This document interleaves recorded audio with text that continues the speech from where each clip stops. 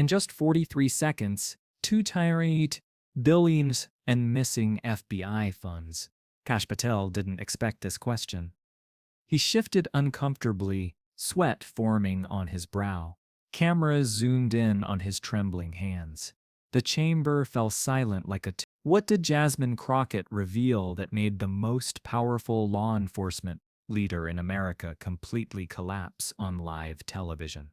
At exactly 10:17 a.m., Congresswoman Jasmine Crockett walked into the House Judiciary hearing room like a prosecutor who had already won her case. Her burgundy blazer was perfectly pressed, her legal pad filled with devastating evidence, and her expression carried the confidence of someone holding nuclear-level ammunition. Across the mahogany table sat Kash Patel, FBI director, in his navy suit and red tie, flanked by 3 nervous advisors. He thought he was prepared for routine congressional oversight. He was catastrophically wrong. Director Patel, Crockett began, her voice cutting through the tension like a blade. Let's talk about your leadership record at the FBI. Patel leaned forward, his jaw clenched. Congresswoman, I'm proud of our agency's accomplishments under my— Stop right there, Crockett interrupted, raising her hand. The cameras caught every micro-expression as Patel's face flushed with irritation. I have documents here that paint a very different picture. The first bombshell landed at exactly 10:19 a.m. Crockett lifted a thick manila folder, its contents rustling. These are internal FBI audit reports from your first year as director, reports you claimed didn't exist. Patel's knuckles went white as he gripped his water glass. I'm not familiar with— Really? Because your signature is on every page. Gasps rippled through the gallery. CNN immediately broke into regular programming. Twitter exploded with Patel audit scandal trending within minutes. The evidence progression was methodical and devastating. First came the financial documents showing $2.8 billion in unaccounted expenditures during Patel's tenure. The pages rustled as Crockett spread them across her desk like a poker player revealing a royal flush. These aren't allegations, Director. These are your department's own accounting records. Patel's senior advisor whispered frantically in his ear, but his face betrayed his growing panic. Then came the leaked internal memos revealing FBI agents expressing no confidence in his leadership. Crockett read directly from the documents.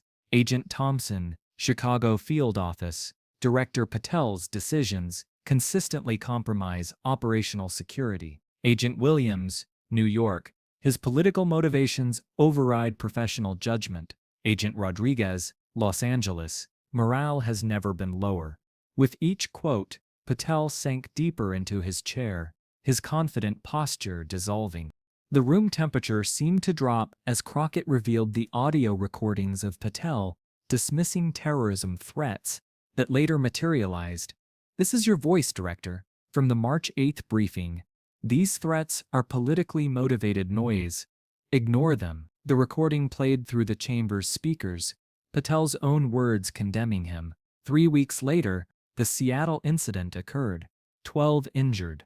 Could have been prevented. The gallery erupted in shocked murmurs. Each revelation landed like artillery shells, systematically destroying his credibility. Crockett's preparation was surgical in its precision.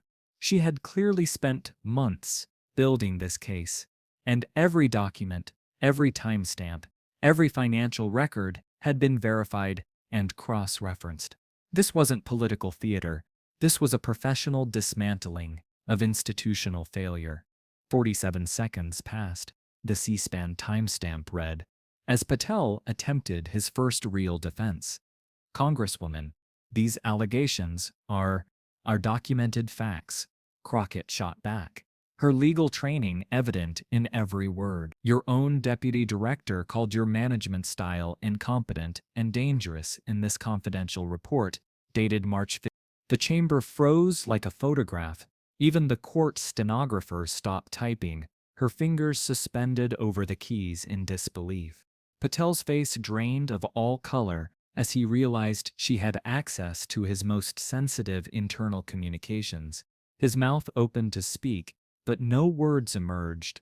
For a man who had built his career on controlling information, being exposed so completely was his worst nightmare materialized. Behind Patel, his chief of staff closed his eyes in defeat. The aide had warned him this hearing could be dangerous, but even he hadn't anticipated this level of preparation from Crockett. The Congresswoman continued reading from the Deputy Director's report. Director Patel's insistence on politicizing investigations has created a crisis of confidence throughout the Bureau. Veteran agents are requesting transfers. Recruitment has become nearly impossible. The FBI's reputation for independence and professionalism is being systematically destroyed. The words hung in the air like smoke from a battlefield. Patel's hands began to shake visibly, causing the water in his glass to ripple. He had always prided himself on maintaining composure under pressure. But this wasn't pressure. This was complete exposure under the unforgiving lights of congressional oversight. The room erupted when Crockett revealed the whistleblower testimony. Agent Sarah Martinez, 15-year FBI veteran, states under oath that you personally ordered the suppression of 3 major terrorism investigations because they were politically inconvenient. Patel's senior advisor frantically scribbled notes, but the damage was irreversible. Fox News cut their feed, unable to process the magnitude of the revelations. At exactly 10:21 a.m., the power dynamic shifted permanently. Patel attempted a desperate counterattack, invoking national security classifications. These matters involve classified. Nothing classified about your failure rate, Crockett countered, her voice rising with righteous indignation. Terrorism cases solved under your leadership, down 34%. Agent retention, worst in FBI history. Public trust, obliterated. Each statistic landed like a physical blow. Patel's composed facade cracked completely. The breaking point came with the revelation of personal corruption. Crockett produced bank transfer records showing $450,000 in unexplained deposits to Patel's personal accounts, coinciding with the award of lucrative FBI contracts to his former consulting clients. The documents were projected onto screens around the chamber, ensuring every detail was visible to the cameras and gallery. Care to explain these payments, Director? Crockett's voice carried the authority of a federal prosecutor. She held up a series of bank statements, each one dated and highlighted. March 3rd, $75,000 deposit to your personal checking account. March 5th, TechSecure Solutions, your former client, awarded a $15 million FBI cybersecurity contract. Coincidence? The silence stretched for 8 agonizing seconds that felt like hours. Patel's mouth opened and closed wordlessly like a fish out of water, gasping for air. His entire career was unraveling in real time, broadcast to millions of Americans who had trusted him to protect their safety. The math was simple enough for any viewer to understand. Money in, contracts out, American security compromised. April 18th, Crockett continued relentlessly. Another $85,000 deposit. April 20th, Defense Analytics Inc., another former client, wins a $22 million intelligence software contract. She paused, letting the pattern sink in. Should I continue, Director, or do you finally have an explanation for these payments? Patel's senior advisor was frantically writing notes, probably resignation talking points, while the FBI director himself sat frozen in his chair, like a deer in headlights. The financial evidence sprawled across multiple screens now, creating a web of corruption so clear that even Patel's most ardent supporters in Congress began distancing themselves. Committee Chairman Williams, who had opened the hearing defending the director, was now avoiding eye contact completely. Social media exploded into chaos. Patel collapses began trending alongside Jasmine Crockett destroys. Cable news networks scrambled to fact-check the documents.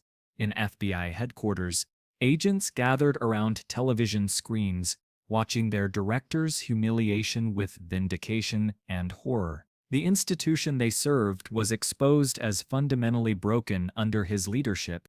The cascade accelerated when Crockett revealed the international intelligence failures. Our allies stopped sharing critical terrorism intelligence with the FBI under your leadership. The British, French, and German intelligence services all cite leadership concerns in their classified communications. She held up diplomatic cables that had somehow found their way into her possession, each one representing a crack in America's intelligence partnerships. This is from May 6. Director Crockett read from an official British intelligence document. Quote, "The FBI's current leadership has demonstrated concerning political motivations that compromise operational security. We recommend suspending intelligence sharing until leadership changes." Unquote. The implications were staggering. Britain, America's closest intelligence ally, had cut ties with the FBI under Patel's leadership. The German B&D was even more direct, she continued, producing another cable. Quote, "Director Patel's public statements and internal policies suggest the FBI has been compromised by political considerations. German intelligence cannot risk exposing sources and methods through continued cooperation." This was sent just last month, Director.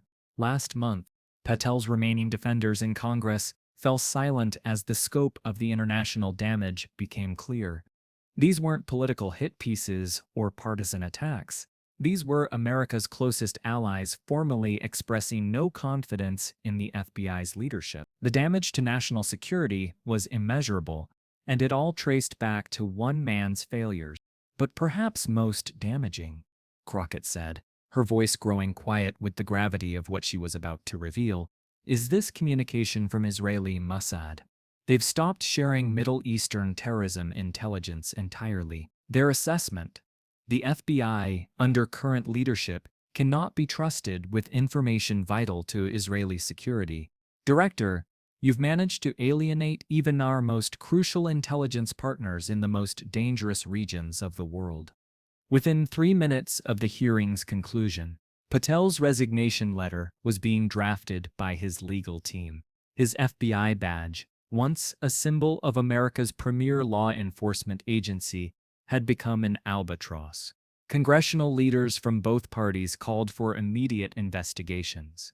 The agency faced its worst credibility crisis since Watergate. The immediate aftermath was swift and merciless. News trucks surrounded FBI headquarters. Agents leaked stories of internal chaos and mismanagement. Former colleagues who once supported Patel began distancing themselves. His political future, once bright with ambition, lay in ruins on the House Judiciary Committee room floor. Jasmine Crockett, meanwhile, emerged as a legislative superstar overnight. Her methodical destruction of a corrupt official resonated across party lines and dominated every news cycle.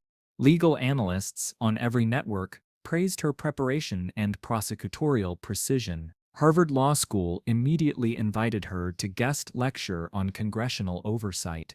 Within hours, fundraising emails were flying across the internet, praising her as a defender of institutional integrity and government accountability. The video clips of her most devastating moments went viral instantly. The moment she revealed the bank transfers racked up 15 million views in the first hour. Her reading of the international intelligence failures became the most watched congressional hearing footage since Watergate. Political merchandise featuring her quotes began appearing online before the hearing concluded. "This is what accountability looks like," wrote the editorial board of The Washington Post.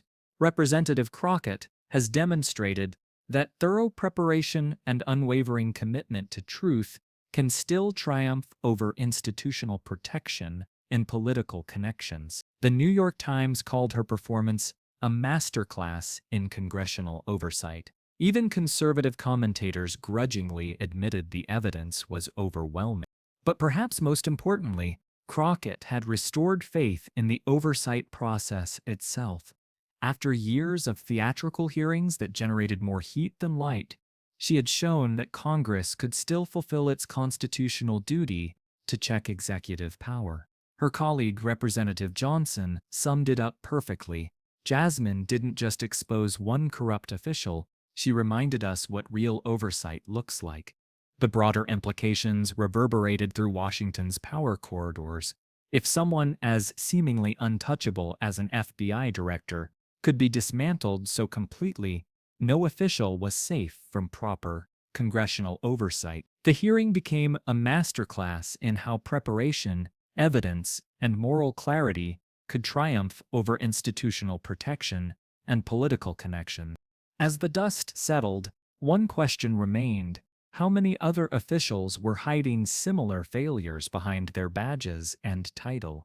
Crockett's performance had opened a door that many in Washington desperately wanted to keep closed. The truth, once unleashed, has a way of spreading like wildfire through the corridors of power. Sometimes, the strongest weapon isn't a badge or a subpoena. It's truth, archived and revealed at the right second. What happens when a leader who built power on institutional authority is undone by documented evidence? If law enforcement leadership can't survive transparency, was it ever legitimate?